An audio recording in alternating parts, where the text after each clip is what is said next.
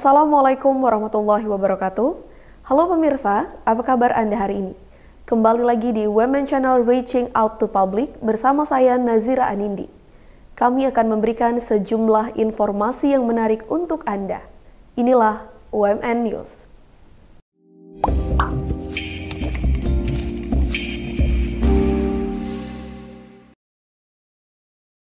Berita pertama kami awali dengan Prodi PPG UMN Al-Wasliyah menggelar orientasi PPG Prajabatan gelombang pertama tahun 2022. Kegiatan ini diikuti oleh 44 mahasiswa yang berasal dari berbagai daerah di Sumatera Utara.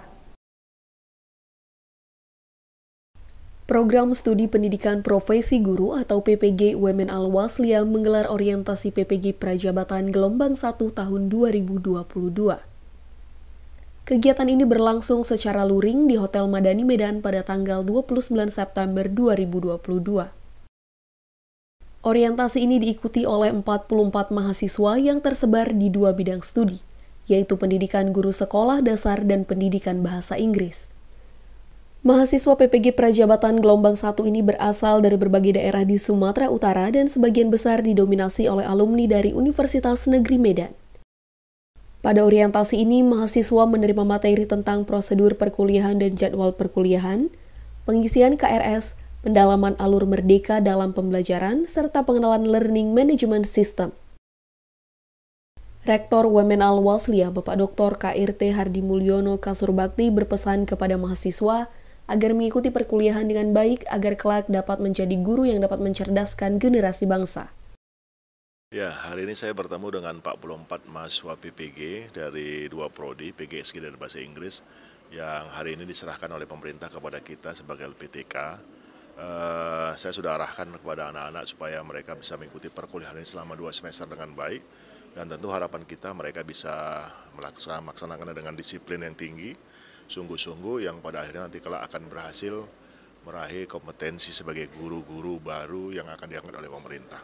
Ya, pesan saya kepada mereka agar mereka aktif mengikuti perkuliahan, jangan menjadi guru yang pasif karena mereka akan mengajarkan sesuatu kepada anak-anaknya. Oleh karenanya, jadikan program pendidikan PPG ini menjadi solutif buat mereka memecahkan persoalan-persoalan yang akan dihadapi ketika mereka akan menjadi guru. Dini Septia, salah satu mahasiswa PPG Prajabatan, merasa sangat senang karena telah berhasil terpilih menjadi salah satu mahasiswa yang dapat mengikuti program ini. Nantinya beliau akan terus berupaya mencari cara untuk dapat meningkatkan minat belajar bagi siswa.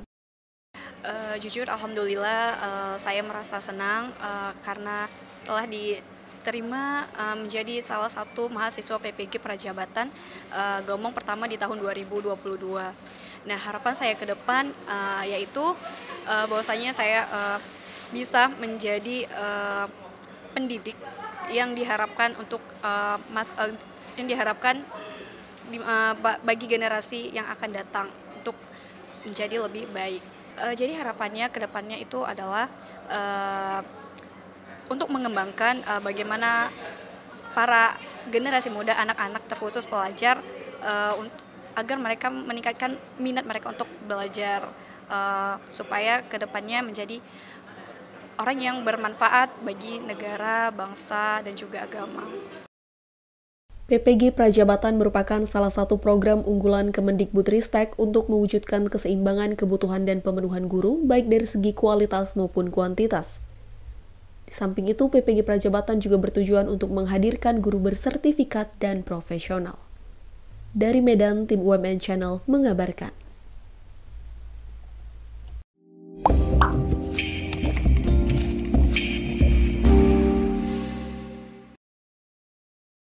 Selanjutnya, LP3I UMN Al-Wasliyah mengadakan diklat dan uji kompetensi bagi pembimbing PPT-QPI di UMN Al-Wasliyah.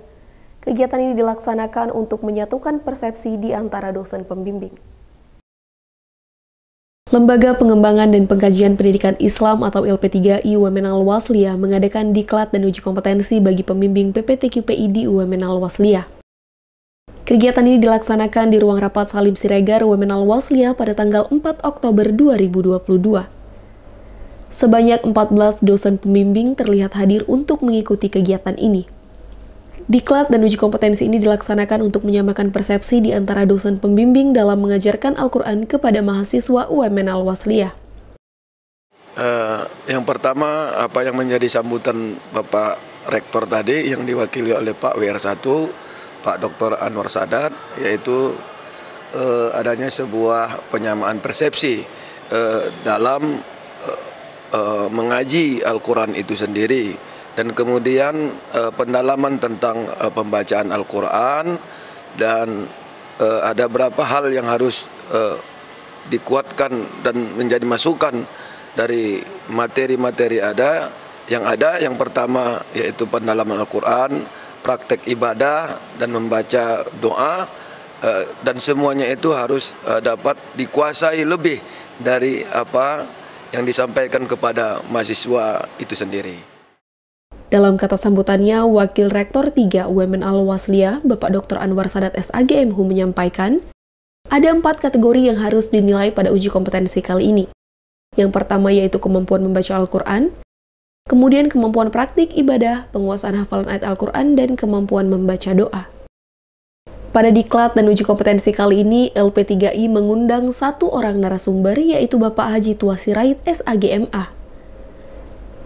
Beliau menyampaikan materi mengenai hal inti dalam membaca Al-Quran.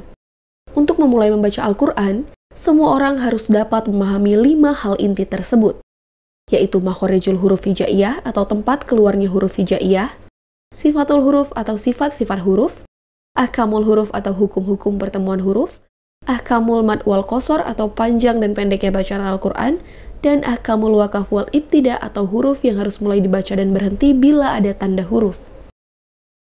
Dijelaskan lebih lanjut bahwa makhorijul huruf terbagi menjadi 5, yaitu melalui tenggorokan, mulut, antara 2 bibir, rongga, dan hidung. Pada kesempatan ini pula, Bapak Tua Sirait memberikan contoh secara langsung mengenai makhorijul huruf. Jadi, kalau ditanya hal-hal inti sebelum kita pelajari bacaan Al-Quran, maka kita tahu bahwa Al-Quran itu adalah kumpulan dari kalamullah yang diwahyukan ya. Jadi sudah pastilah Al-Quran itu adalah satu kumpulan dari ayat-ayat Allah, dan ayat-ayat itu tentu merupakan susunan dari kalimat, dan kalimat itu adalah susunan dari huruf-huruf hijaiyah. Jadi yang paling inti sesungguhnya adalah memperkenalkan bagaimana huruf-huruf hijaiyah itu disebutkan. Jadi huruf-huruf hijaiyah yang disebutkan itu tentu memiliki ketentuan, tempat keluarnya dari mana itulah makhrajnya ya. Kemudian bagaimana model huruf itu keluar, itulah sifat-sifat huruf. Kemudian bagaimana perpaduan huruf itu, itulah yang akan menjadi hukum. Jadi intinya, kalau inti yang pertama itu adalah untuk mengenal tempat-tempat keluarnya huruf hijaiyah itu, yang tentu keluar dari tempat-tempat yang sudah ada ketentuannya, dan inilah saya kira sebagai dasar utama dalam mempelajari bacaan Al-Quran. Dengan adanya diklat dan uji kompetensi ini, diharapkan nantinya dosen pembimbing PPTQPI di UMN Al-Wasliyah dapat membimbing mahasiswa agar bisa membaca Al-Quran sesuai dengan ketentuan yang ditetapkan. Saya kira ini sangat penting sekali, artinya materi terhadap dosen-dosen yang mengajarkan Al-Quran ini, untuk kita akan mampu membina para mahasiswa yang akan menjadi sarjana yang memiliki kompetensi Al-Quran. Kita juga sudah banyak punya pengalaman lah di beberapa perguruan tinggi yang kadang-kadang ketika kita mengajarkan Al-Quran, para mahasiswa itu memang seakan-akan tidak punya pemahaman bacaan Al-Quran. Mereka masih lemah sekali. Dan ini akan menjadi sebenarnya katakanlah dulu kekhawatiran kita terhadap sarjana-sarjana Islam khususnya, yang ketika mereka sudah punya predikat pendidikan S1, tapi ketika membaca Al-Quran mereka masih sangat lemah, masih sangat minim. Dan saya kira konsep yang dilakukan UMN ini adalah merupakan hal yang patut, hal yang sangat cocok untuk kondisi hari ini, di mana bagaimana kita sebagai sarjana yang dilahirkan itu khususnya yang umat Islam akan tetap berpedoman pada kitab suci Al-Quran yang dapat dibaca dengan baik dan benar seperti itu. Dari UMN Al-Wasliyah, Nazira Anindi Rifki Kusuma UMN Channel mengabarkan.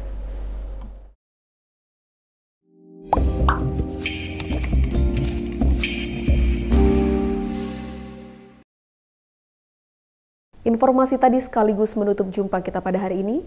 Saya Nazira Anindi beserta seluruh kerabat kerja yang bertugas pamit undur diri. Wassalamualaikum warahmatullahi wabarakatuh.